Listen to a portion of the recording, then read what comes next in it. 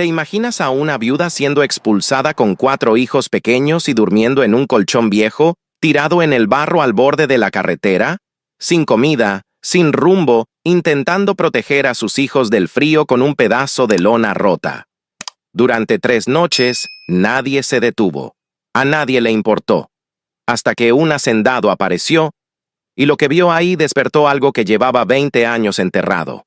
Nada volvió a ser como antes. No hubo gritos, ni escándalos, ni siquiera la dignidad de una discusión acalorada cuando la puerta de madera se cerró frente a su nariz con un golpe seco y definitivo. Rogelio, su cuñado, ni siquiera tuvo la decencia de mirarla a los ojos mientras giraba el pesado cerrojo de hierro desde adentro, dejando claro que aquel sonido metálico era la sentencia final de su expulsión. Elena se quedó paralizada en el escalón de tierra apisonada, con las manos vacías temblando no por el frío, sino por la incomprensión absoluta de cómo la sangre podía volverse agua tan rápido tras la muerte de un esposo. A su alrededor, 4 pares de ojos infantiles la miraban hacia arriba, esperando una explicación que ella no tenía, mientras sus pocas pertenencias yacían tiradas en el barro del patio como basura inservible que alguien barre hacia la calle para no ensuciarse las botas. La decisión había sido tomada días atrás en una mesa donde ella no tuvo voz ni voto, bajo la excusa burocrática de que la tierra pertenecía al apellido, y ella, siendo solo la esposa del difunto, ya no cargaba con ese derecho. Rogelio había argumentado con una frialdad mercantil que una mujer sola con 4 bocas que alimentar sería una carga imposible para la hacienda familiar, y que lo mejor era que buscara su propio camino antes de que se acostumbraran a la caridad ajena. No hubo oferta de dinero ni de transporte, ni siquiera un plazo razonable para encontrar un techo. Fue una amputación social ejecutada con la precisión de un carnicero que separa la carne útil del despojo. Elena sintió como el aire se le atoraba en la garganta, una sensación asfixiante de injusticia que le quemaba más que cualquier bofetada física. Nadie en el caserío salió a defenderla, y ese silencio colectivo dolió más que la propia expulsión, confirmando que la pobreza tiene el don maldito de volver invisibles a las personas justo cuando más necesitan ser vistas. Las cortinas de las casas vecinas se movieron levemente, revelando rostros conocidos que se ocultaban tras la tela barata, prefiriendo la vergüenza de la cobardía al problema de enfrentarse al nuevo patrón de la familia. Elena entendió en ese instante que la moralidad del pueblo terminaba donde empezaba el miedo a perder el favor de los poderosos. Se agachó lentamente, recogiendo una vieja muñeca de trapo que había caído en un charco de lodo, y la limpió con el borde de su falda. Un gesto inútil, pero cargado de una dignidad silenciosa que nadie más allí podía comprender. Lo más pesado no eran las bolsas de ropa ni los utensilios de cocina abollados, sino el colchón matrimonial, aquel objeto sagrado donde había concebido a sus hijos y velado los últimos delirios de fiebre de su marido. Arrastrarlo sola por el sendero de tierra fue un calvario físico que le despellejó las palmas de las manos, pero se negó a dejarlo atrás porque ese rectángulo de lana y resortes vencidos era lo único que separaba a sus hijos del suelo desnudo. Cada metro avanzado era una batalla contra la gravedad y la humillación, con el sonido de la tela arrastrándose sobre las piedras, actuando como una banda sonora patética de su destierro. Los niños, el mayor de apenas 7 años, intentaban ayudar empujando con sus bracitos flacos, una imagen que habría roto el corazón de cualquiera que tuviera uno. Caminaron durante horas bajo un cielo gris que amenazaba con romperse en cualquier momento, alejándose de la única vida que conocían hacia la incertidumbre de la carretera federal. Elena no se permitió llorar frente a ellos, tragándose las lágrimas como si fueran vidrio molido, manteniendo la barbilla alta aunque por dentro sus cimientos se estuvieran desmoronando. Sus pies, calzados con sandalias gastadas, se hundían en el fango de la orilla del camino, y el cansancio comenzó a cobrar su precio en forma de un dolor sordo en la espalda baja. No tenían rumbo fijo. solo la necesidad imperiosa de alejarse del lugar donde el desprecio tenía rostro familiar, buscando cualquier rincón donde el mundo fuera un poco menos hostil. Llegaron a un recodo de la carretera donde un árbol viejo ofrecía una protección miserable contra el viento que empezaba a soplar con fuerza, trayendo el olor inconfundible de la lluvia inminente. Allí, en la cuneta, Elena decidió establecer su campamento, extendiendo plásticos negros sobre las ramas bajas y colocando el colchón en la parte más seca que pudo encontrar. Era una escena grotesca en medio de la nada. Una familia entera reducida a la indigencia en cuestión de horas, expuesta a la vista de cualquiera que pasara, sin paredes que guardaran su intimidad ni techo que protegiera su sueño.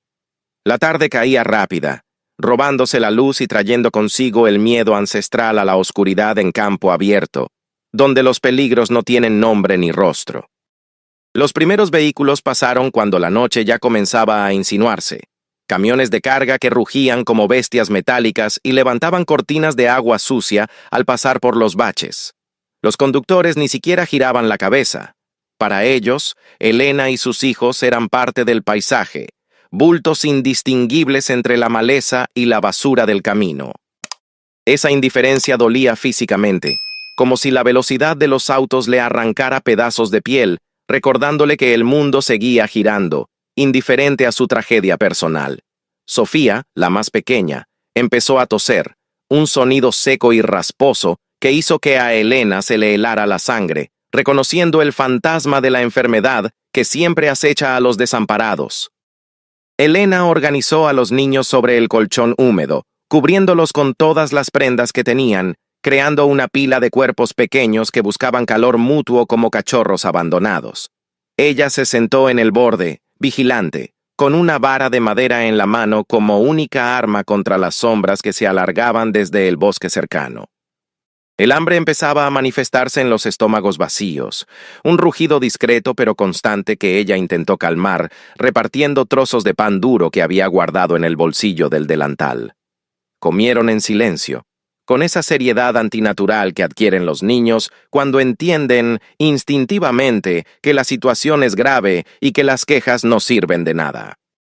La oscuridad total llegó sin piedad, borrando el contorno de los árboles y dejando solo el haz de luz ocasional de los faros lejanos como única referencia visual. El frío de noviembre en el interior no era un juego. Calaba los huesos y entumecía las extremidades, haciendo que el simple acto de respirar se sintiera como inhalar agujas de hielo. Elena frotaba los brazos y las piernas de sus hijos, murmurando canciones de cuna con la voz quebrada, intentando crear una burbuja de normalidad en medio del infierno. Sentía el peso de la responsabilidad aplastándole el pecho, la culpa de no haber podido protegerlos, de no haber previsto que la maldad humana podía llegar tan lejos y tan rápido. Aquella primera noche a la intemperie fue un siglo interminable, donde cada crujido de la maleza sonaba como una amenaza y cada ráfaga de viento parecía un presagio de muerte. Elena miró al cielo, buscando alguna estrella, alguna señal divina, pero solo encontró nubes negras y pesadas que confirmaban su soledad absoluta. No había Dios mirando hacia esa cuneta, o si lo había decidido cerrar los ojos. En ese momento, con las manos entumecidas y el corazón lleno de terror, Elena comprendió que la supervivencia no sería un regalo, sino una guerra brutal que tendría que pelear con las uñas y los dientes, sola contra el mundo entero. El amanecer no trajo el alivio que Elena esperaba, sino una vergüenza cruda y visible bajo la luz implacable del sol. La claridad del día expuso la suciedad en los rostros de sus hijos, el barro seco en sus ropas y la precariedad humillante de su refugio improvisado, convirtiendo su desgracia privada en un espectáculo público para cualquiera que transitara por la carretera. Los niños despertaron con los ojos hinchados y los labios resecos, pidiendo un desayuno que no existía, y Elena tuvo que ofrecerles los últimos restos de pan duro, humedecido con un poco de agua turbia que había logrado recolectar. Cada bocado que ellos tragaban se sentía como una derrota personal para ella, un recordatorio físico de que su capacidad para proveer había sido aniquilada junto con su matrimonio. El tráfico en la carretera aumentó con el paso de las horas, pero la humanidad de los conductores parecía disminuir en proporción inversa a la velocidad de sus vehículos. Camiones cargados de mercancía y autos familiares pasaban zumbando a escasos metros, levantando nubes de polvo que cubrían a la familia como una segunda piel grisácea. Elena intentó un par de veces levantar la mano, no para pedir dinero, sino auxilio, quizás un poco de agua limpia o transporte hacia algún lugar habitado, pero las ventanillas subían rápidamente y las miradas se desviaban hacia el horizonte.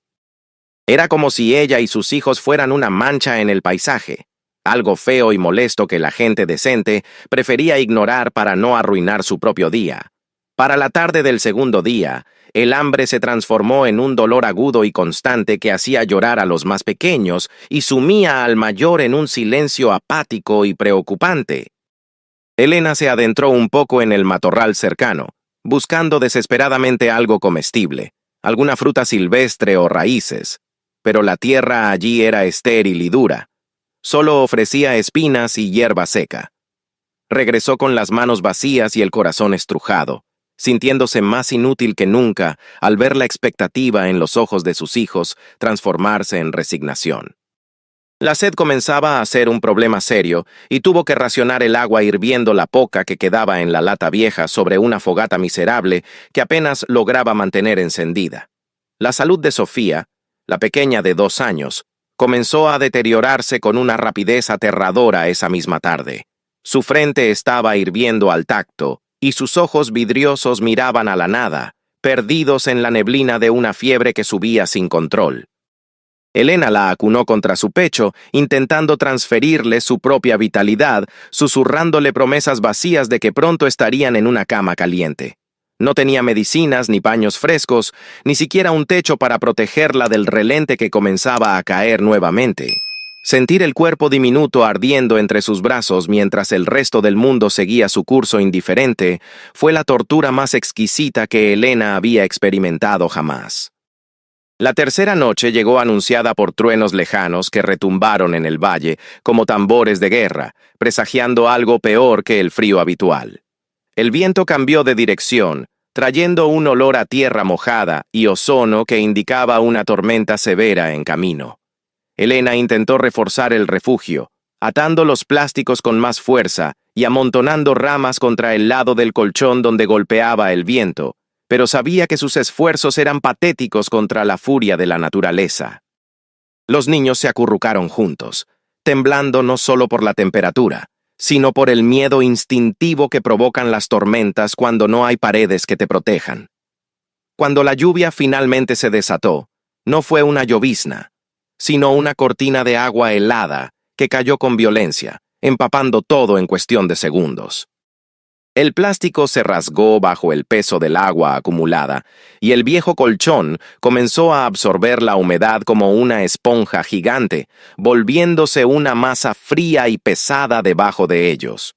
El barro del suelo se convirtió en un fango líquido que se filtraba por todas partes, ensuciando lo poco que quedaba limpio. Elena cubrió a Sofía con su propio cuerpo, curvando la espalda para hacer de escudo humano, recibiendo el impacto directo de la lluvia helada sobre su ropa ya empapada, tiritando violentamente pero negándose a moverse. El llanto de los niños se mezclaba con el rugido del viento, una sinfonía de desdicha que parecía no tener fin. Elena sintió que sus fuerzas la abandonaban, sus músculos estaban rígidos por el frío, su mente nublada por la falta de sueño y comida. En ese momento de oscuridad absoluta, con el agua corriendo por su rostro como lágrimas que no se atrevía a derramar, Elena pensó que quizás morirían allí esa noche. Pensó que la fiebre se llevaría a Sofía antes del amanecer y que el frío terminaría con los demás. Y una parte oscura de su mente, agotada y rota, casi deseó que todo terminara rápido para dejar de sufrir. Fue entonces, en el punto más bajo de su resistencia, cuando unas luces potentes cortaron la cortina de lluvia como cuchillos de luz blanca. Un vehículo se acercaba lentamente por la carretera, sus faros barriendo la cuneta y revelando la escena dantesca de la familia aferrada al colchón empapado. El sonido del motor era distinto al de los camiones que pasaban de largo. Era un rugido grave, potente, de un motor grande que no tenía prisa. Elena levantó la cabeza, cegada por el resplandor, protegiendo los ojos con una mano temblorosa, esperando que el vehículo pasara de largo como todos los demás, salpicándoles más miseria. Pero el vehículo no pasó. Los frenos chirriaron sobre el asfalto mojado, y la inmensa camioneta se detuvo a pocos metros de ellos, el motor quedando en un ralentí bajo que vibraba en el suelo. El silencio relativo que siguió al cese del movimiento fue tenso, solo roto por el golpe constante de la lluvia sobre el metal. Elena apretó a Sofía más fuerte, el miedo a lo desconocido mezclándose con una chispa irracional de esperanza. La puerta del conductor se abrió con pesadez, y una bota de cuero negro pisó el charco de la carretera con autoridad, seguida por una figura alta, envuelta en un impermeable oscuro. El hombre no corrió hacia ellos ni gritó. Caminó con pasos medidos y firmes bajo el aguacero, ignorando el agua que golpeaba su sombrero de ala ancha. Se detuvo frente al patético refugio, su sombra proyectada sobre Elena y los niños por los faros del vehículo. Elena no pudo verle los ojos bajo la sombra del sombrero, pero sintió el peso de su mirada, recorriendo cada detalle de su desgracia, evaluando la situación con una calma que contrastaba violentamente con el caos de la tormenta.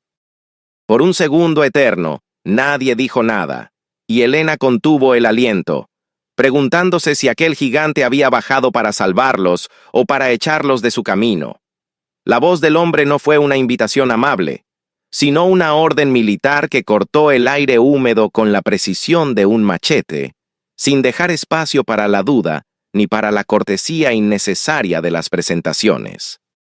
«Suban», dijo simplemente, con un tono grave y rasposo que parecía nacer de una garganta acostumbrada a mandar y a ser obedecida sin rechistar, mientras señalaba la cabina de la camioneta con un gesto seco de la cabeza.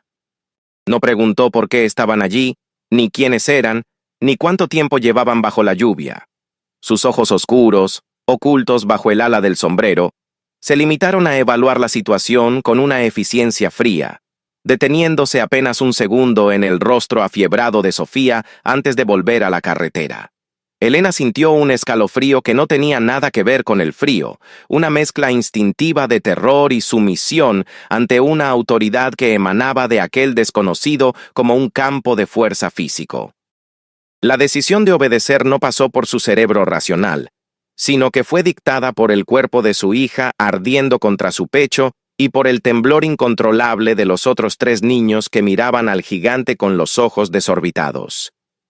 Elena sabía que subir a ese vehículo podía ser el inicio de otro tipo de infierno, quizás uno peor que la intemperie, pero la certeza de la neumonía y la muerte a la orilla del camino pesaba más que el miedo a un secuestro o a un destino incierto. Con movimientos torpes por el entumecimiento, empujó a los niños hacia la puerta abierta, susurrándoles que no lloraran, que no hicieran ruido, que se hicieran invisibles en el asiento trasero para no molestar a la bestia que les ofrecía refugio. El problema era el colchón, esa masa empapada y deforme, que ahora pesaba 1 tonelada por el agua absorbida, pero que seguía siendo su único patrimonio en la tierra. Elena intentó levantarlo, pero sus brazos agotados fallaron y la tela resbalosa se le escapó de los dedos sangrantes, cayendo de nuevo al barro con un chapoteo miserable. El hombre, que ya estaba por subir al volante, se detuvo al ver su lucha patética. Sin decir una palabra, caminó hacia la parte trasera, agarró el colchón con una sola mano como si fuera un trapo viejo, y lo lanzó a la caja de la camioneta con una fuerza bruta que hizo crujir la suspensión del vehículo. No hubo caballerosidad en el gesto, solo la impaciencia de alguien que quiere despejar la vía para seguir avanzando. El interior de la cabina era un mundo ajeno, un universo hermético que olía a tabaco caro, cuero viejo y una limpieza masculina y austera que contrastaba violentamente con el olor a humedad y suciedad que ellos traían consigo. El calor de la calefacción golpeó el rostro de Elena como una bofetada de bienvenida, descongelando sus mejillas y provocando un dolor punzante en las puntas de sus dedos, mientras la circulación retornaba de golpe. Los niños se quedaron inmóviles en el asiento trasero, sin atreverse a tocar la tapicería impecable, con las manos apretadas entre las piernas y la respiración contenida, temerosos de ensuciar aquel santuario rodante y ser expulsados de nuevo a la tormenta. El viaje transcurrió en un silencio sepulcral, solo roto por el ritmo hipnótico de los limpiaparabrisas, luchando contra el aguacero y el zumbido constante del motor potente devorando kilómetros de asfalto. El hombre conducía con una sola mano en el volante, la vista fija en el camino, su perfil iluminado intermitentemente por los relámpagos, revelando una mandíbula tensa y una expresión de piedra que no revelaba absolutamente nada de lo que pensaba. Elena lo miraba de reojo, intentando descifrar si aquel era el rostro de un salvador o de un verdugo, pero solo encontraba una máscara de indiferencia absoluta, como si recoger a una familia de indigentes fuera una tarea más en su lista, tan banal como revisar el ganado o firmar cheques. Después de 20 minutos que parecieron horas, el vehículo giró bruscamente hacia un camino de tierra privado, flanqueado por árboles centenarios que formaban un túnel oscuro y amenazante. Al final del sendero, iluminada brevemente por los faros, apareció una verja de hierro forjado, alta y coronada con puntas de lanza, que se abrió lentamente, revelando la entrada a una propiedad que no parecía una casa, sino una fortaleza diseñada para mantener al mundo afuera. Elena vio muros de piedra cubiertos de enredaderas, establos inmensos que se perdían en la oscuridad y una sensación general de orden y riqueza antigua que intimidaba por su magnitud y su silencio. La casa principal surgió de la noche como un gigante dormido, una construcción colonial de 2 pisos con balcones amplios y ventanas altas, todas ellas cerradas y oscuras, sin una sola luz que indicara vida en su interior. Parecía un mausoleo habitado por fantasmas, una estructura hermosa, pero desprovista de calor humano, donde el lujo se medía en metros cuadrados de soledad y no en risas o movimiento. El hombre no detuvo la camioneta frente a la entrada principal, sino que continuó rodeando la mansión hasta llegar a una edificación más pequeña y modesta, situada en la parte trasera, cerca de los huertos y lejos de la vista de la fachada. Detuvo el motor, y el silencio volvió a caer sobre ellos, pesado y denso, solo que ahora no había lluvia golpeando el techo, ya que se habían estacionado bajo un cobertizo de madera. «Bajen», ordenó el hombre, abriendo su puerta y saliendo a la noche sin esperar respuesta. Elena y los niños descendieron con las piernas temblorosas, sintiéndose intrusos en aquel imperio de sombras, cargando sus bolsas mojadas y abrazándose a sí mismos.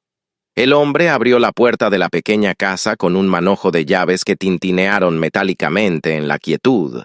Encendió una luz amarilla y tenue en el interior y se hizo a un lado para dejarlos pasar. El lugar era una antigua casa de huéspedes, o quizás la vivienda de algún capataz anterior.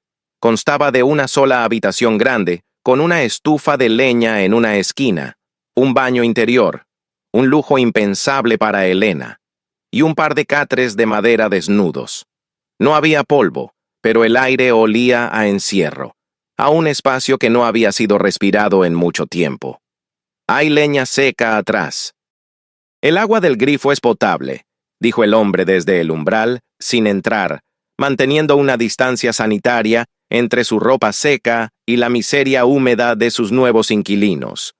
Su tono seguía siendo el mismo, informativo, distante, desprovisto de cualquier emoción o empatía visible. Antes de que Elena pudiera articular un «gracias» que se le había atorado en la garganta seca, el hombre ya se había dado la vuelta, sus botas resonando sobre la grava mientras caminaba de regreso a la casa grande, desapareciendo en la oscuridad como una aparición que se desvanece al cumplir su propósito. Elena cerró la puerta y echó el cerrojo con manos temblorosas, quedándose parada en el centro de la habitación desconocida, rodeada de sus hijos y de un silencio que ya no era el de la carretera, sino el de una jaula dorada. Estaban secos, estaban a salvo de la lluvia, pero la sensación de peligro no había disminuido.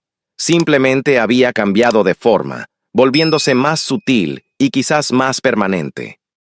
La mañana siguiente amaneció con un cielo de un azul insultante, limpio y brillante, como si la tormenta de la noche anterior hubiera sido solo una pesadilla febril nacida del miedo y el cansancio. Al salir de la pequeña casa de huéspedes, Elena se encontró frente a la verdadera magnitud de la hacienda, una fortaleza de piedra gris y líneas severas que se imponía sobre el paisaje con una autoridad muda y aplastante. No había flores en los canteros, ni hamacas en los balcones, ni rastro de vida doméstica. Todo estaba cuidado con una precisión militar, pero desprovisto de alma, como un escenario perfecto montado para una obra de teatro que nadie representaba. La belleza del lugar era innegable, con sus árboles frutales alineados y sus caminos de grava blanca, pero era una belleza fría, esterilizada, que hacía que uno sintiera la necesidad de hablar en susurros para no perturbar el orden sagrado de aquel mausoleo al aire libre. Elena sabía que la caridad de los ricos es un cristal frágil, que se rompe con el menor descuido, así que no esperó instrucciones ni permiso para empezar a pagar su estancia con la única moneda que tenía: el trabajo de sus manos. Dejó a los niños jugando en el porche con órdenes estrictas de no moverse y se lanzó sobre el jardín trasero como quien ataca a un enemigo personal, arrancando la maleza que había comenzado a invadir los rosales antiguos. Sus manos, ya lastimadas por el arrastre del colchón, volvieron a sangrar con las espinas y la tierra dura, pero ella ignoró el dolor con esa terquedad estoica de quien sabe que el dolor es preferible al hambre. Trabajó con una furia silenciosa, buscando demostrar con cada metro de tierra limpia que ella no era una mendiga, sino una mujer útil, capaz de justificar el aire que respiraba y el techo que cubría a sus hijos. Hacia el mediodía, una mujer mayor, de rostro curtido y delantal blanco impecable, apareció por la puerta trasera de la cocina principal trayendo una cesta cubierta con un paño de lino.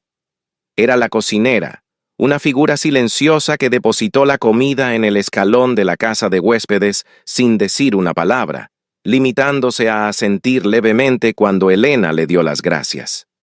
La comida era abundante y nutritiva: caldo de res, pan fresco, leche tibia, pero la entrega tuvo el aire de una transacción clandestina, como si alimentar a los intrusos fuera un deber vergonzoso que debía cumplirse rápido y sin testigos.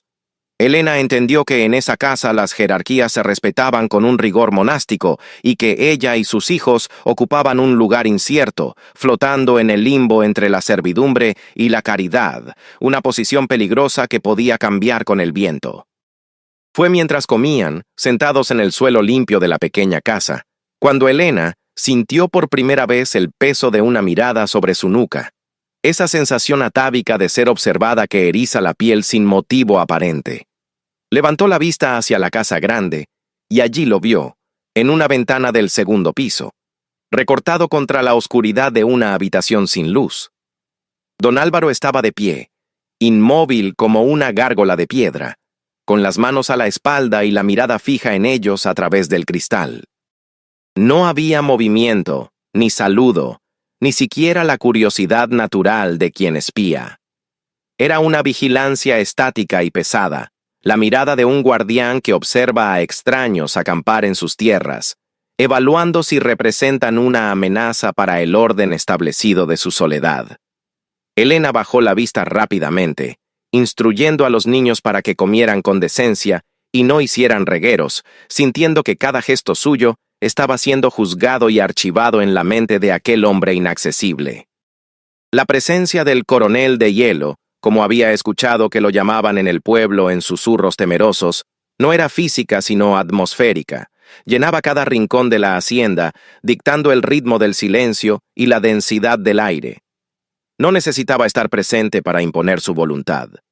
La casa misma parecía contener la respiración en su honor, y los pocos empleados que Elena vislumbraba a lo lejos se movían con la eficiencia discreta de sombras que temen ser disipadas por la luz.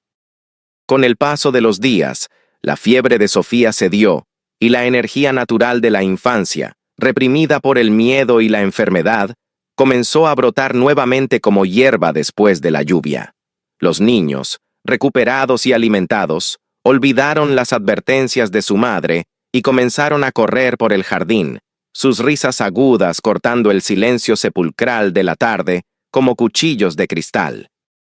Jugaban a las escondidas entre los arbustos, se perseguían alrededor de la fuente seca y gritaban con esa alegría imprudente que desconoce el luto y la etiqueta.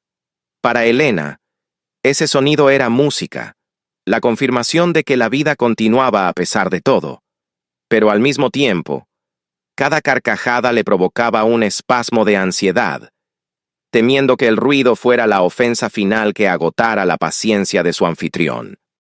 La reacción no tardó en llegar, pero no fue la furia que ella esperaba, sino un rechazo sordo y doloroso que presenció por casualidad al levantar la vista hacia el despacho. En el momento en que los gritos de juego de los niños alcanzaron su punto más alto, vio cómo la figura en la ventana retrocedía bruscamente, como si hubiera recibido un golpe físico o una quemadura. Acto seguido, las pesadas cortinas de terciopelo se cerraron con un movimiento violento y definitivo, y luego las persianas de madera fueron bajadas, bloqueando cualquier entrada de luz o sonido. No fue un gesto de enojo por el alboroto, sino un acto de autoprotección, como alguien que se tapa los oídos ante un ruido insoportable que le taladra el cerebro, prefiriendo la asfixia de la oscuridad al recordatorio de que la vida existe afuera. Esa tarde, Elena se aventuró un poco más cerca de la casa grande para barrer las hojas secas del porche principal, impulsada por una mezcla de deber y curiosidad mórbida. A través de los ventanales de la planta baja, pudo vislumbrar el interior de lo que alguna vez debió ser una sala de estar majestuosa. Lo que vio, la dejó helada. Los muebles no estaban solo ordenados, estaban amortajados. Sábanas blancas cubrían sofás, sillones y mesas, dándoles la apariencia de fantasmas congelados en el tiempo. No había ni un libro fuera de lugar, ni un cojín hundido, ni rastro alguno de habitabilidad reciente. Era un museo dedicado a la ausencia, preservado en formol y polvo, donde el tiempo se había detenido por decreto de su dueño hace mucho, muchos años. El descubrimiento de aquel salón clausurado le dio a Elena una nueva perspectiva sobre el hombre que los había acogido. La frialdad de don Álvaro no era crueldad ni arrogancia de rico, sino la costra dura que se forma sobre una herida que nunca ha dejado de sangrar. Entendió que el silencio de la hacienda no era paz, sino una hemorragia contenida, y que sus hijos, con su vitalidad ruidosa y su desorden inocente, eran sal en esa herida abierta. Se sintió intrusa en un duelo ajeno, caminando sobre las tumbas invisibles de una memoria que él guardaba celosamente bajo llave. Y por primera vez sintió pena, no miedo, por el gigante solitario que se encerraba para no escuchar la risa de un niño. Sin embargo, la necesidad tiene cara de hereje, y Elena no podía permitirse el lujo de la compasión abstracta mientras su propio futuro pendía de un hilo. Decidió que si el ruido molestaba, serían silenciosos. Si la presencia ofendía, serían invisibles. Esa noche reunió a sus 4 hijos y, con voz grave, les explicó que aquel era un castillo encantado donde un ogro triste dormía, y que si lo despertaban con sus juegos, el encanto se rompería y tendrían que volver al camino de barro. Los niños asintieron con los ojos muy abiertos, aceptando la fábula como ley, y la casa de huéspedes se sumió en un silencio respetuoso, mientras afuera, en la casa grande, una sola luz permanecía encendida hasta el amanecer, vigilando la oscuridad como un faro en un mar de dolor antiguo. La rutina se instaló en la hacienda con la lentitud engañosa del musgo que cubre las piedras. Una calma aparente que escondía tensiones subterráneas, listas para estallar al menor movimiento en falso. Elena se dedicó a resucitar el jardín con una devoción casi religiosa, arrancando hierbas muertas y podando rosales que no habían visto una tijera en décadas, intentando con cada flor recuperada pagar el derecho de piso que sentía no merecer del todo. Sus manos se endurecieron con el trabajo. La piel se volvió más oscura bajo el sol implacable, pero por dentro seguía sintiéndose como una intrusa caminando sobre hielo delgado. Cada vez que levantaba la vista hacia la casa grande, Sentía la presencia del patrón, invisible pero constante, como una sombra que vigilaba sus pasos, evaluando si su esfuerzo era suficiente para justificar la perturbación de su soledad monástica. Una tarde, cuando el calor sofocante obligaba a la siesta y el silencio en la propiedad era absoluto, la cocinera le pidió a Elena que ayudara a limpiar el pasillo principal de la planta baja, una tarea que normalmente estaba prohibida para extraños. Al cruzar el umbral de la entrada trasera, el cambio de atmósfera fue físico. El aire dentro de la casa era más frío, denso y cargado de un olor antiguo a cera para madera y lavanda seca que se había vuelto rancio con los años.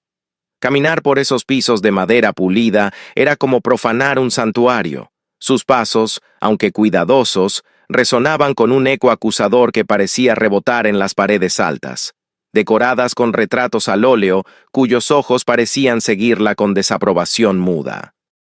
Mientras frotaba los zócalos con un paño húmedo, Elena notó que todas las puertas del pasillo estaban cerradas. Algunas incluso parecían selladas por el desuso, pero había una al final del corredor que irradiaba una energía distinta, una especie de magnetismo doloroso que atraía la mirada inevitablemente. No tenía nada de especial por fuera. Era de madera oscura y maciza como las demás, pero la manija de bronce estaba más brillante, no por el uso reciente, sino quizás por haber sido tocada muchas veces en el pasado, con desesperación o anhelo.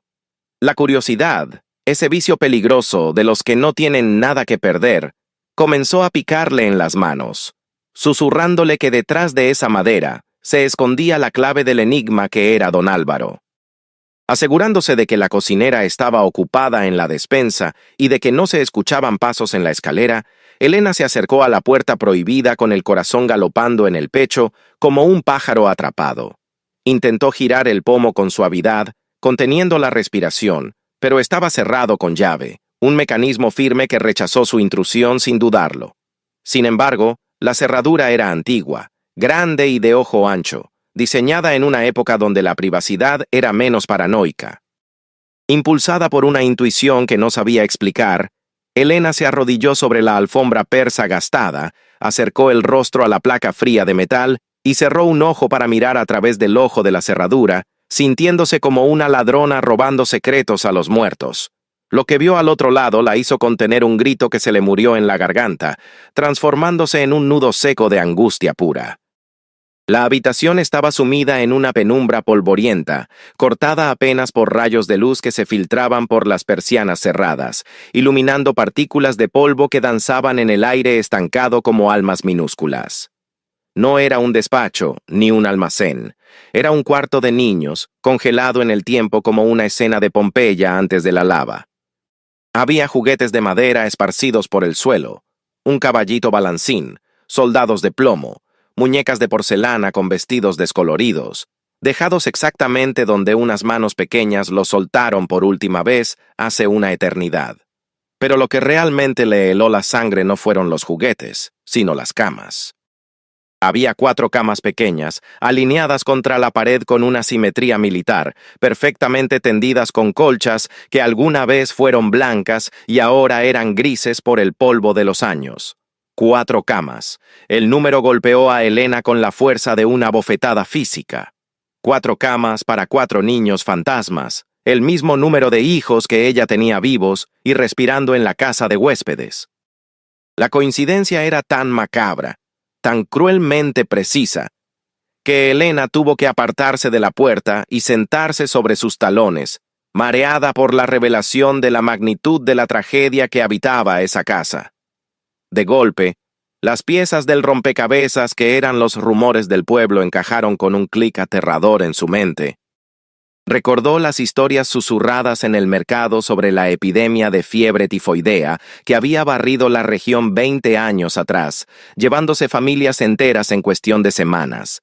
Se decía que don Álvaro no solo había perdido a su esposa, sino que la enfermedad había entrado en su casa como un ladrón nocturno y se había llevado a toda su descendencia, uno por uno, dejándolo solo en medio de su riqueza inútil. Aquella habitación cerrada no era un cuarto olvidado. Era un altar al dolor, un mausoleo privado donde él guardaba la memoria de lo que la vida le había arrancado de cuajo. Elena comprendió entonces, con una claridad que le provocó ganas de llorar, por qué el coronel de hielo no soportaba mirar a sus hijos, por qué se encerraba cuando ellos reían, por qué su presencia en la hacienda era una tortura diaria para él. No era odio ni desprecio de clase. Era el dolor insoportable de ver en rostros ajenos lo que él había perdido para siempre. Sus hijos eran espejos vivos que le reflejaban cada mañana la ausencia de los suyos, fantasmas de carne y hueso que corrían por el mismo jardín donde sus propios hijos habían dejado de correr hacía 2 décadas. La caridad de haberlos recogido no había sido un acto simple. Había sido un acto de masoquismo heroico, abrir la puerta a la misma cosa que más le dolía en el mundo. Se levantó del suelo con las piernas temblorosas, sintiendo que el aire del pasillo se había vuelto irrespirable, cargado con el peso de 4 vidas interrumpidas que parecían observarla desde la oscuridad del cuarto cerrado. Limpió frenéticamente la marca de sus rodillas en la alfombra, aterrada de dejar cualquier rastro de su profanación, sintiéndose sucia por haber invadido el dolor más sagrado de un hombre que, a pesar de todo, les había salvado la vida. La casa grande ya no le pareció fría ni hostil, sino inmensamente triste, una estructura hueca que resonaba con el eco de un llanto que nunca se había terminado de llorar. Salió al sol de la tarde buscando aire, con los pulmones ardiendo, y corrió hacia la casa de huéspedes donde sus hijos jugaban tranquilos con unas piedras en la entrada. Los abrazó a todos a la vez, con una fuerza desesperada que los sorprendió, oliendo su cabello sucio, sintiendo el calor de sus cuerpos vivos, la maravilla milagrosa de que estuvieran allí, respirando, existiendo. Esa noche, Elena no pudo dormir.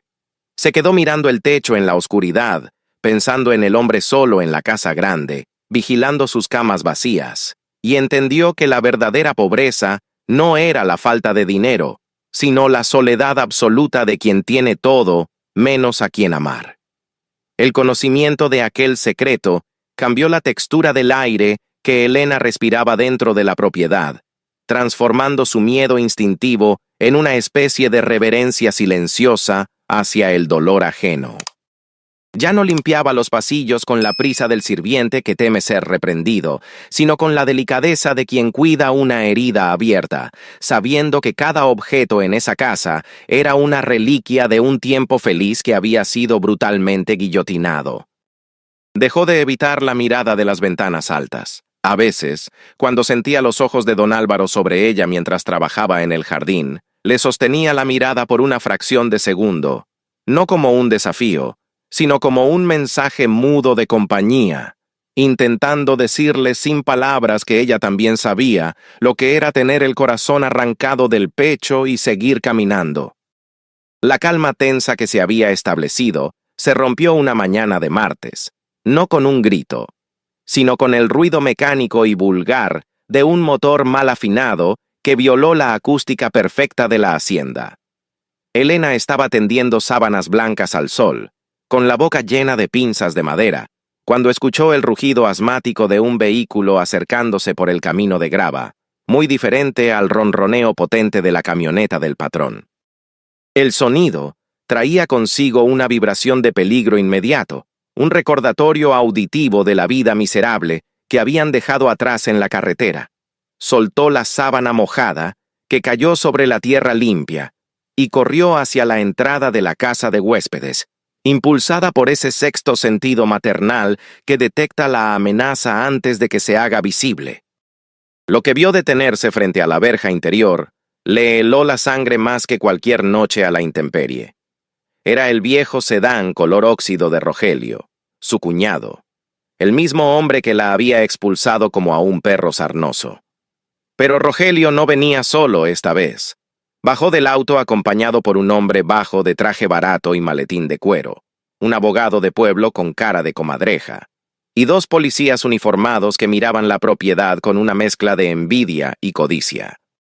La presencia de la autoridad oficial en un lugar privado siempre es un mal presagio para los pobres, y Elena sintió que el suelo se le movía bajo los pies, anticipando que la ley, como siempre, venía a morder a los descalzos. Rogelio caminó hacia ella con una confianza renovada, inflado por la presencia de los uniformados, con esa arrogancia patética de los hombres débiles que se sienten fuertes cuando tienen respaldo. No miró a Elena a los ojos, sino que barrió con la vista la casa de huéspedes, la ropa limpia de los niños y el jardín cuidado, y su expresión se torció en una mueca de disgusto genuino. Le resultaba insoportable ver que la mujer que él había condenado a la miseria no solo había sobrevivido, sino que parecía haber encontrado un refugio mejor que la pocilga de la que la había echado. Su odio no era racional, era la envidia pura de quien necesita ver al otro destruido para sentirse superior. Aquí está, tal como les dije, viviendo en pecado y arrastrando a los niños a su inmundicia, escupió Rogelio, señalando a Elena con un dedo acusador que temblaba de rabia contenida. El abogado dio un paso al frente, ajustándose los anteojos, y comenzó a recitar un discurso legal aprendido de memoria sobre la moralidad pública y el ambiente inadecuado para la crianza de menores. Hablaba de concubinato, de escándalo, de la obligación de la familia paterna de rescatar a los huérfanos de la degradación moral de una madre perdida.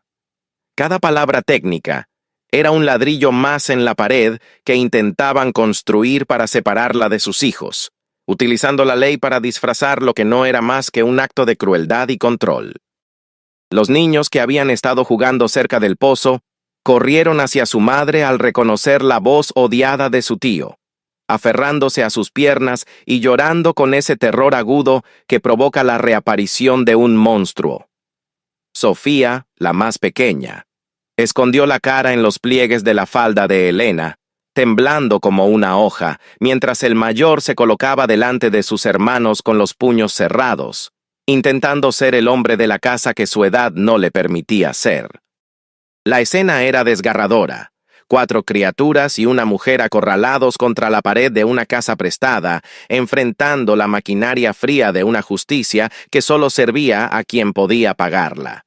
Elena sintió que el miedo se transformaba en una furia blanca y caliente que le subía desde el estómago, borrando cualquier rastro de sumisión o prudencia.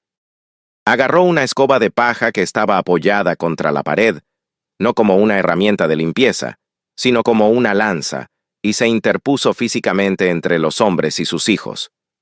«¡Nadie se lleva a mis hijos!», gritó con una voz que no parecía suya, rasgada y gutural, una voz ancestral de hembra defendiendo a su cría. «Ustedes nos tiraron a la basura. Nos dejaron morir en la lluvia. No tienen derecho a nada aquí. Lárguense o les juro por Dios que los mato».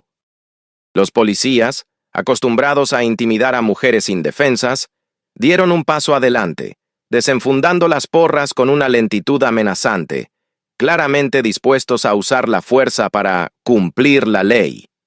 Rogelio sonreía con satisfacción sádica, disfrutando del espectáculo de verla quebrarse, saboreando el momento en que le arrebatarían lo único que le quedaba para terminar de destruirla.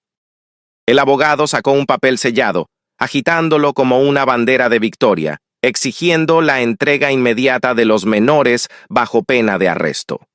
La situación estaba a punto de convertirse en violencia física, en un forcejeo desigual donde Elena tenía todas las de perder contra 4 hombres.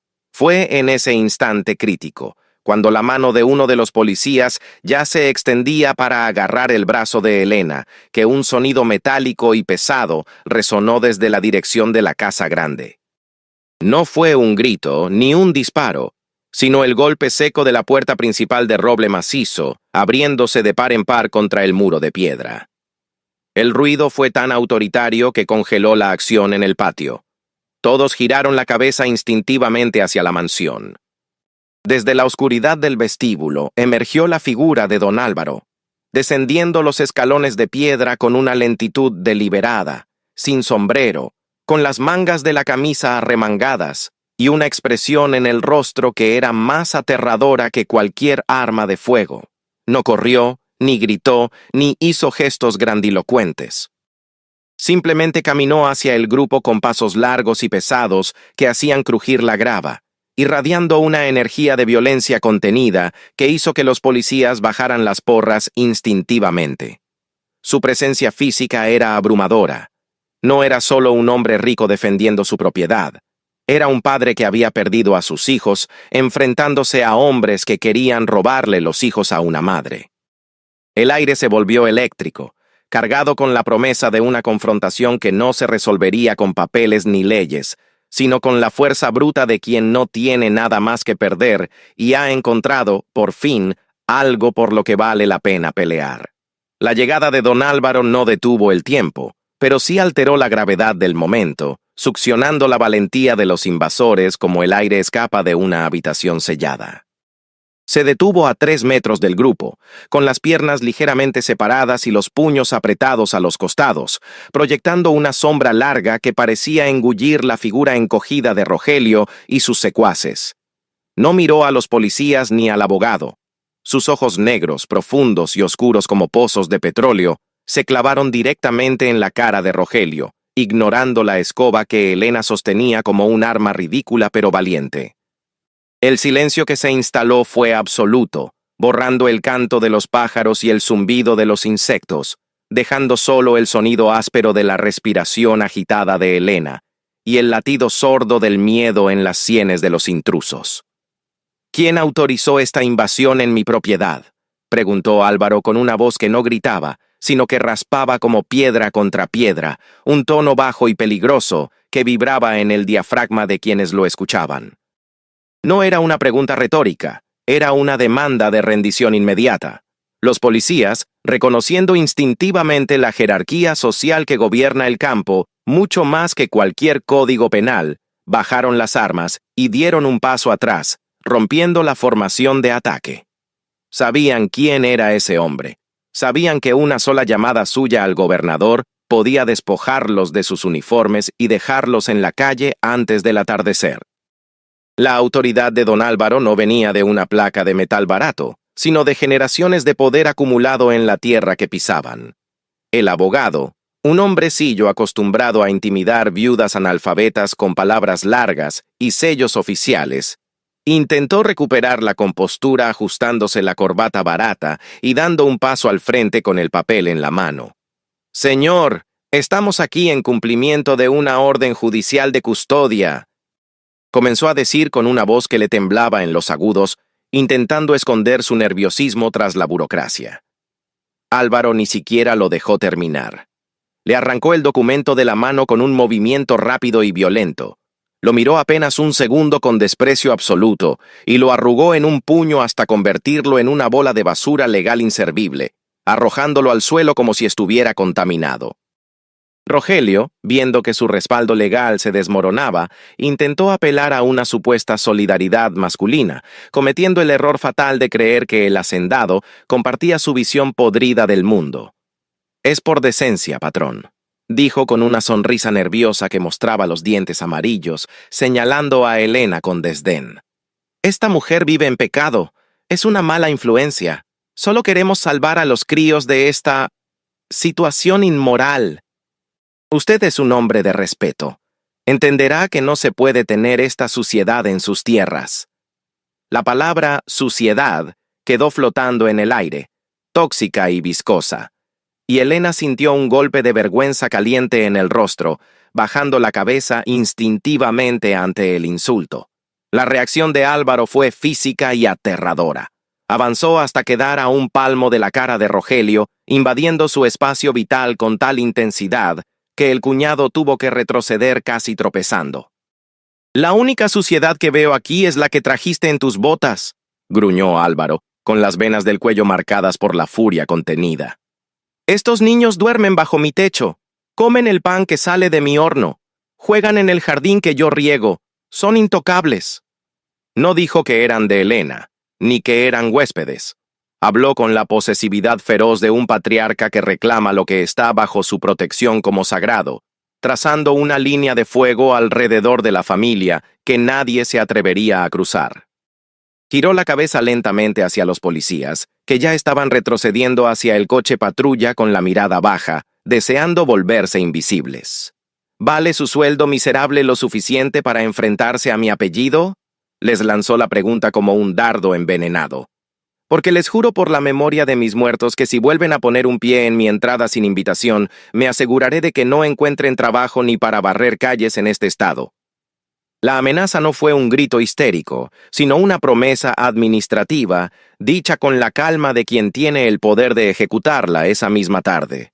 Los oficiales asintieron torpemente, murmurando disculpas incoherentes, y se apresuraron a subir al vehículo, abandonando cualquier pretensión de autoridad. La retirada fue un ejercicio vergonzoso de cobardía humana. Rogelio se quedó solo en medio del patio, despojado de su escolta y de su arrogancia, reducido a lo que siempre había sido, un hombre pequeño lleno de rencor. Miró a Elena una última vez, no con arrepentimiento, sino con un odio puro y destilado, el odio del que sabe que ha perdido para siempre el control sobre su víctima.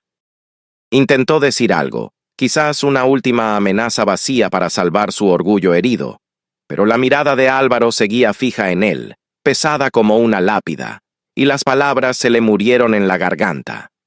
Dio media vuelta, subió a su coche viejo y oxidado, y arrancó el motor con un rugido asmático que sonó a derrota. El auto se alejó dando tumbos por el camino de grava, levantando una nube de polvo rojo que don Álvaro observó inmóvil hasta que el vehículo desapareció tras la curva de los árboles. Elena se quedó parada en el mismo lugar, con los nudillos blancos de tanto apretar el mango de la escoba, sintiendo cómo la adrenalina abandonaba su cuerpo de golpe, dejándola vacía y temblorosa, con las piernas a punto de ceder. Los niños, que habían permanecido en un silencio sepulcral durante el enfrentamiento, comenzaron a sollozar bajito, liberando la tensión acumulada, aferrándose aún más a la falda de su madre, como si temieran que el monstruo pudiera regresar si se soltaban. Cuando el ruido del motor se apagó por completo, el silencio que regresó a la hacienda no fue el de antes. Era un silencio cargado, denso, pero extrañamente limpio, como el aire después de una tormenta eléctrica. Álvaro se giró lentamente hacia ellos. Su rostro ya no tenía la máscara de furia, pero tampoco había regresado a su habitual frialdad de piedra. Estaba roto, agrietado por la emoción violenta que acababa de experimentar. Miró a Elena, que seguía temblando, y luego bajó la vista hacia los 4 niños, que lo miraban con una mezcla de terror y asombro. 4 rostros sucios y lagrimosos, que eran el espejo viviente de su propia pérdida. Y entonces ocurrió lo imposible, el gesto que fracturó para siempre la leyenda del coronel de hielo. Álvaro, el hombre que no tocaba a nadie, que vivía amortajado en su soledad estéril, flexionó las rodillas con un crujido de articulaciones y se agachó hasta quedar a la altura de los ojos de Sofía. La niña, ajena al miedo adulto, extendió una manita curiosa hacia él. Álvaro cerró los ojos un momento, respiró hondo como quien se prepara para recibir un golpe, y luego, con una mano grande y callosa que temblaba visiblemente, le acarició el pelo revuelto a la niña. Una lágrima solitaria, pesada y brillante, rodó por su mejilla sin afeitar, cayendo al suelo seco como la primera gota de lluvia que anuncia el fin de una sequía de 20 años. Aquel momento de vulnerabilidad no duró más que un suspiro, pero fue suficiente para alterar la geología emocional de la hacienda para siempre. Don Álvaro se puso de pie bruscamente, como si se hubiera quemado con su propia lágrima, recuperando esa postura rígida de general derrotado que lo caracterizaba, limpiándose el rostro con el dorso de la mano en un gesto rápido y casi violento de negación. No dijo nada más, ni miró a Elena para buscar aprobación o agradecimiento. Simplemente dio media vuelta y caminó de regreso a la casa grande, pero sus pasos ya no tenían el eco marcial de antes, sino el arrastre cansado de un hombre que acaba de soltar una carga de 100 kilos que llevaba amarrada a la espalda durante 2 décadas. La puerta principal se cerró tras él, no con un portazo, sino con un clic suave, dejando en el aire la sensación de que la fortaleza inexpugnable había bajado, por primera vez, su puente levadizo. Elena permaneció en el patio abrazando a sus hijos, sintiendo cómo el miedo que le había agarrotado los músculos durante semanas se disolvía lentamente, reemplazado por una gratitud espesa y dolorosa, que le llenaba la garganta de nudos. Entendió que aquel hombre no había defendido su propiedad ni su honor, sino que había defendido la infancia misma, proyectando en sus hijos la defensa que no pudo brindarles a los suyos contra la muerte. Esa noche, la cena llegó como siempre de manos de la cocinera, pero esta vez venía acompañada de un postre sencillo: arroz con leche espolvoreado con canela, un pequeño lujo innecesario que Elena interpretó correctamente como una bandera blanca, un mensaje cifrado desde la cocina principal de que la Guerra Fría había terminado y que por fin eran bienvenidos en la mesa. A la mañana siguiente, la transformación de la casa fue física y visible, como si la estructura de piedra hubiera decidido exhalar después de contener la respiración durante 20 años. Cuando Elena salió al jardín, notó con asombro que las persianas de la planta baja estaban levantadas, permitiendo que el sol de la mañana inundara el salón que había permanecido en tinieblas perpetuas. Las sábanas blancas que cubrían los muebles como mortajas habían desaparecido, revelando el terciopelo rojo y la madera oscura de un hogar que pedía ser habitado de nuevo. No vio a don Álvaro, pero su presencia se sentía diferente ahora. Ya no era el vigilante oscuro desde la torre, sino el anfitrión silencioso que había decidido abrir las cortinas para ver si la luz todavía podía calentar algo dentro de él. Los niños, con esa intuición animal que tienen para detectar cuando el peligro ha pasado, comenzaron a colonizar tímidamente los espacios que antes les estaban vedados. Sofía fue la primera en cruzar la línea invisible del porche, sentándose en los escalones de piedra de la entrada principal con su muñeca de trapo, jugando bajo la mirada de las gárgolas de piedra. Elena quiso llamarla, reprenderla por su atrevimiento, pero se detuvo al ver que la puerta del despacho se abría y don Álvaro salía al balcón. No la echó, ni se encerró, simplemente se quedó allí, encendiendo un cigarro con manos tranquilas, observando a la niña desde arriba no con dolor, sino con una curiosidad melancólica, como quien observa una flor rara que ha brotado en medio del invierno. La integración no fue un evento explosivo, sino una serie de pequeños permisos no verbales que fueron tejiendo una red de confianza entre los dos sobrevivientes. Un día, Elena encontró una caja de herramientas dejada casualmente en el porche de la casa de huéspedes, con todo lo necesario para arreglar las goteras y las bisagras que aún chirriaban. Otro día, Álvaro dejó de comer solo en el comedor inmenso y ordenó que se sirviera el almuerzo en la terraza, invitando a Elena y a los niños a compartir la mesa, aunque fuera bajo la excusa de discutir las labores del jardín. Comieron en un silencio torpe, roto solo por el ruido de los cubiertos y las risas reprimidas de los niños. Pero fue el primer acto de comunión real, el momento en que dejaron de ser patrón y sierva para convertirse en compañeros de naufragio.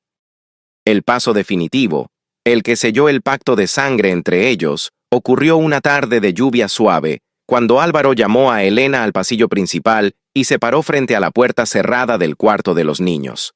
Tenía una llave de bronce en la mano, pesada y oscurecida por el tiempo, y sus dedos temblaban levemente al sostenerla. No dijo nada.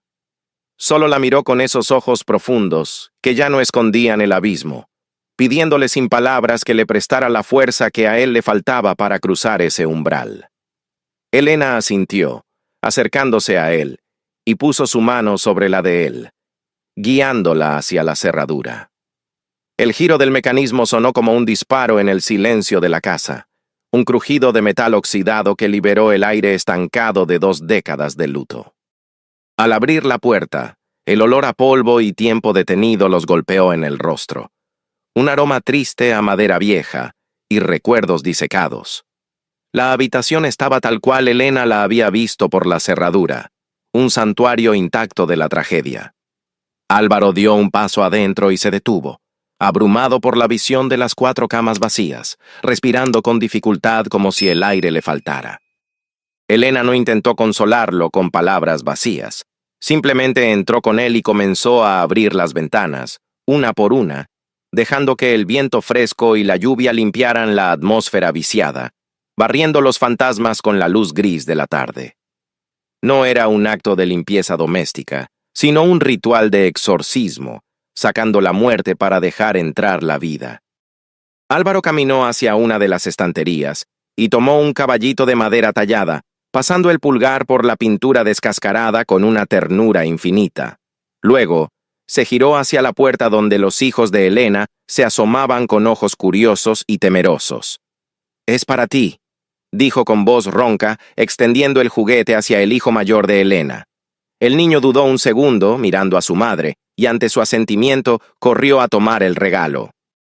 Ese gesto simple, la entrega de un objeto sagrado de sus muertos a los vivos, rompió el último dique de contención.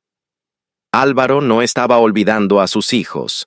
Estaba permitiendo que su memoria sirviera para hacer feliz a otros, transformando su dolor en un legado de bondad en lugar de un monumento de amargura. La casa comenzó a cambiar no solo en apariencia, sino en sonido. El piano de cola que había permanecido mudo en la sala de estar volvió a sonar, tocado torpemente por los dedos pequeños de Sofía bajo la paciencia inesperada de Álvaro, que le enseñaba las notas básicas. Las risas ya no se ahogaban en susurros, rebotaban en las paredes altas, llenando los vacíos que el silencio había ocupado durante tanto tiempo. Elena, al ver a aquel hombre gigante sentado en el suelo enseñándole a leer a sus hijos con los libros de su propia infancia, sintió que algo se reparaba dentro de ella también. No era amor romántico lo que nacía entre ellos, al menos no todavía. Era algo más sólido, una lealtad feroz, forjada en el fuego del sufrimiento compartido. El pueblo, siempre hambriento de chismes, no tardó en notar el cambio. Los proveedores que llegaban a la hacienda contaban que el coronel de hielo había sido visto sonriendo, que la propiedad ya no parecía un cementerio y que una mujer con 4 niños había logrado lo que nadie creía posible: descongelar el corazón de la bestia. No faltaron las malas lenguas que hablaron de moralidad y conveniencia, pero a Elena ya no le importaba el juicio de quienes la habían dejado morir en la carretera. Había encontrado su lugar en el mundo no por caridad, sino por derecho propio, convirtiéndose en la columna vertebral que sostenía la nueva vida de aquella casa, la mujer que había tenido el coraje de entrar en la oscuridad de otro para encender su propia luz. Con el paso de los meses, la hacienda dejó de ser un escenario estático de duelo para convertirse en un organismo vivo que respiraba al ritmo de sus nuevos habitantes. El cambio no se limitó a las paredes de la casa grande, se extendió a los campos que la rodeaban, donde Álvaro, revitalizado por una energía que creía extinta, comenzó a ordenar la reactivación de cultivos que llevaban años en barbecho. Elena se convirtió, sin título oficial ni contrato firmado, en la intendente natural de aquella resurrección doméstica, organizando la despensa, supervisando la limpieza y gestionando los recursos con la eficiencia implacable de quien ha conocido el hambre y jurado no volver a sufrirla. Ya no pedía permiso para abrir una ventana o cambiar un mueble de lugar. Actuaba con la autoridad silenciosa de quien sabe que su presencia es necesaria para que el engranaje de la vida cotidiana siga girando sin rechinar. La relación de Álvaro con los hijos de Elena evolucionó desde la tolerancia distante hacia una mentoría tosca pero profundamente afectuosa, especialmente con el mayor de los varones. Lo llevaba consigo a las inspecciones matutinas del ganado, no como un juguete o una mascota, sino como un aprendiz, enseñándole a distinguir la calidad de un pasto o a curar la pezuña de un caballo con la seriedad de quien transmite un oficio sagrado. El niño, que había conocido la figura paterna solo a través de la ausencia y el cansancio de su padre biológico en la mina, absorbía cada lección con una devoción absoluta, encontrando en la firmeza tranquila de Álvaro el modelo de masculinidad protectora que su tío Rogelio había intentado destruir con su cobardía. Las tardes de lluvia, que antes eran sinónimo de terror y desamparo para la familia, se transformaron en los momentos más cálidos de la convivencia. Se reunían en la biblioteca, un espacio que olía a tabaco y papel viejo, donde Álvaro leía en voz alta pasajes de libros de aventuras, mientras Elena remendaba ropa o pelaba fruta para la merienda. No había grandes declaraciones de afecto, ni abrazos teatrales. El amor se manifestaba en la seguridad de estar secos, en la certeza de que habrá cena, y en la tranquilidad de saber que, si un trueno sonaba demasiado fuerte, había un hombre sentado en el sillón de cuero capaz de sostener el techo con las manos si fuera necesario. Esa paz doméstica era el verdadero milagro, mucho más impresionante que cualquier riqueza material. Sin embargo, el pasado de Elena no desapareció mágicamente. A veces, la golpeaba en medio de la noche con la fuerza de un recuerdo traicionero, recordándole al esposo que había perdido bajo la tierra. Álvaro, con una sensibilidad que pocos le hubieran atribuido, aprendió a respetar esos silencios repentinos de ella. No intentaba ocupar el lugar del muerto ni borrar su memoria. Al contrario, un día llegó de la ciudad con un marco de plata sencillo y se lo entregó a Elena para que pusiera la única fotografía arrugada que conservaba de su marido. Fue un gesto de una nobleza devastadora. Reconocer que el corazón de una mujer es lo suficientemente grande para albergar la gratitud por el presente sin traicionar la lealtad al pasado. La salud de Sofía floreció hasta tal punto que resultaba difícil creer que fuera la misma niña moribunda que llegó bajo la tormenta.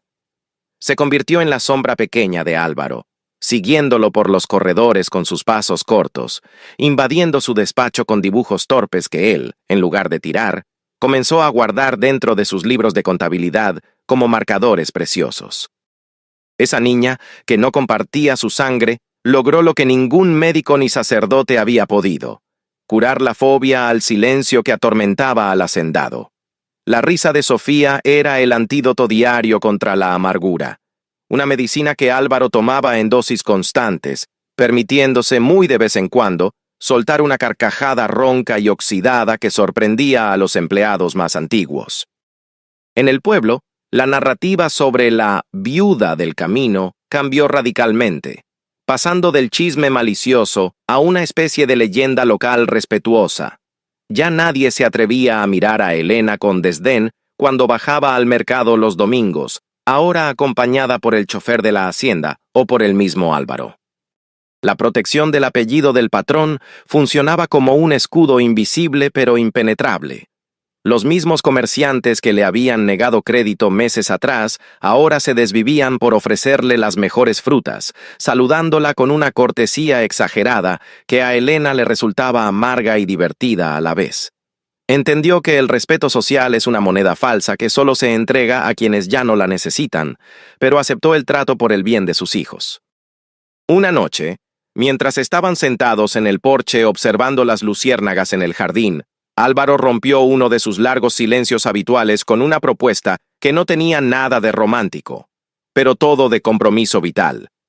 No le ofreció matrimonio con palabras floridas, ni habló de pasión, le habló de tierras, de futuro y de legalidad. Le propuso adoptar formalmente a los niños, darles su apellido para blindarlos contra cualquier reclamo futuro de parientes buitres como Rogelio, asegurando su educación y su herencia. «No quiero que vuelvan a sentir miedo nunca», dijo con la voz grave, mirando hacia la oscuridad del campo. «Quiero que esta sea su casa por ley, no por favor». Elena sintió que el aire se le escapaba, abrumada por la magnitud de la oferta. Aceptar significaba cerrar definitivamente la puerta a su vida anterior, renunciar al apellido de su esposo muerto para sus hijos, pero también significaba garantizar que nunca más tendrían que dormir en un colchón mojado. Miró el perfil severo de Álvaro, iluminado apenas por la brasa de su cigarro, y vio en él no a un salvador, sino a un hombre que necesitaba esa familia tanto como ellos lo necesitaban a él. Comprendió que al darle su nombre, él no estaba haciendo un favor, sino pidiendo ser salvado de su propia extinción, buscando una continuidad que la muerte le había negado cruelmente 20 años atrás. «Ellos ya te ven como a un padre», respondió ella con suavidad, aceptando el pacto sin necesidad de firmar papeles en ese momento, sellando el acuerdo con la honestidad brutal de dos supervivientes que deciden unir sus fuerzas. No hubo besos, ni contacto físico en ese instante. La intimidad entre ellos se tejía en esos acuerdos fundamentales sobre la supervivencia y la protección mutua. Sabían que el amor, si es que llegaba a llamarse así, crecería de esa raíz robusta de lealtad y gratitud, mucho más resistente a las tormentas que la pasión efímera de la juventud. Eran dos árboles viejos entrelazando sus raíces bajo la tierra para no caer con el viento. Así, la hacienda que una vez fue conocida como la tumba del coronel de hielo, se convirtió en el bastión de una familia improbable, forjada no por la sangre, sino por la decisión consciente de curarse mutuamente. Los fantasmas de la habitación cerrada no desaparecieron, pero dejaron de gritar. Se integraron en la historia de la casa como antepasados silenciosos que miraban con benevolencia a los nuevos niños que ocupaban sus camas. Elena, la mujer que había sido desechada como basura, se erguía ahora como la matriarca de un nuevo linaje, demostrando que la dignidad no es algo que te dan, sino algo que construyes sobre las ruinas de lo que intentaron destruirte. La firma de los papeles de adopción se llevó a cabo en la biblioteca de la hacienda, lejos de la frialdad burocrática de los juzgados del pueblo. El notario, un hombre anciano que conocía los secretos de todas las familias poderosas de la región, extendió los documentos sobre el escritorio de caoba con una solemnidad casi religiosa. Elena observó cómo Álvaro mojaba la pluma en el tintero, su mano firme trazando la rúbrica que transfería no solo su apellido, sino todo el peso de su historia y su patrimonio a 4 niños que habían llegado a su vida como náufragos. No hubo fiesta después, solo un brindis silencioso, con una copa de vino tinto frente a la chimenea. Un momento de quietud compartida, donde ambos entendieron que habían burlado al destino, reescribiendo un final que parecía escrito en piedra para la tragedia. Los años pasaron con la cadencia lenta y segura de las estaciones en el campo, curando las cicatrices invisibles que todos cargaban. Los niños crecieron fuertes, alimentados por la tierra y por la seguridad de saberse protegidos, perdiendo esa mirada de animal asustado que traían de la carretera. El mayor se convirtió en la mano derecha de Álvaro, aprendiendo a administrar la hacienda con una justicia que su padre adoptivo le inculcó día tras día, mientras que Sofía, con su risa inagotable, llenó la casa de música y luz, espantando definitivamente las sombras de los rincones. La Hacienda del Silencio, como la llamaban antes, pasó a ser conocida como un lugar de puertas abiertas, donde la prosperidad no se medía en oro, sino en la cantidad de gente que se sentaba a la mesa. El destino de Rogelio, el cuñado cruel, fue el que suele reservar la vida a quienes siembran vientos de maldad, una cosecha lenta de tempestades solitarias. Sin la fuerza moral de Elena para sostener el hogar y carcomido por su propia bilis, malgastó la herencia que había robado en negocios fallidos y vicios tristes. Terminó vendiendo la pequeña casa familiar por una miseria y acabó sus días viviendo de prestado en un cuarto alquilado en el pueblo, amargado y solo, viendo desde lejos cómo los sobrinos que despreció se convertían en hombres y mujeres de bien, inalcanzables para su envidia. Elena nunca buscó venganza. Su victoria fue simplemente sobrevivir y florecer, dejando que el olvido fuera el castigo final para quien intentó destruirla. Álvaro envejeció con la dignidad de los robles antiguos, su cabello volviéndose completamente blanco y su paso más lento, pero sus ojos nunca perdieron el brillo de aquella segunda vida que había ganado. La rigidez militar desapareció por completo, reemplazada por una serenidad profunda, la de quien ha cumplido con su deber en la tierra. A menudo se le veía sentado en el porche, con un nieto, hijo de aquel niño mayor que recogió en la lluvia, dormido en su regazo, mirando el horizonte con una paz que 20 años atrás hubiera considerado imposible. Ya no era el coronel de hielo, era simplemente el abuelo, el patriarca de una tribu que él eligió y que lo eligió a él, un hombre que aprendió que la sangre es importante, pero la lealtad es sagrada. Elena, por su parte, se transformó en la columna vertebral invisible de la región, una mujer respetada cuya palabra valía tanto como una firma.